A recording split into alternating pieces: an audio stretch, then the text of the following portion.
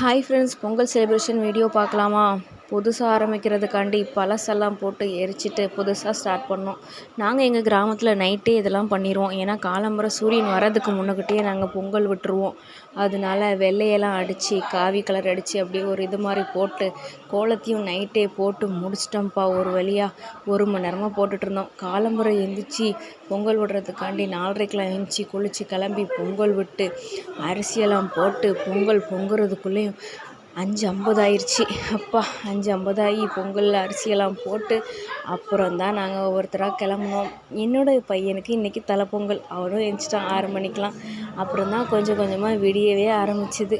அப்புறம் எல்லோரும் கொஞ்சம் கொஞ்சமாக ரெடி ஆனாங்க. என் மருமகன் ஃபஸ்ட்டு ரெடியாகி வந்தான், வேஷ்டி சட்டையெல்லாம் போட்டு. அப்புறம் நான் கிளம்பி என்னோடய கோலத்தை காலையில் பார்க்கும்போது எனக்கே ஒரு ஆனந்தம், நம்ம தான் போட்டோமா அப்படின்னு.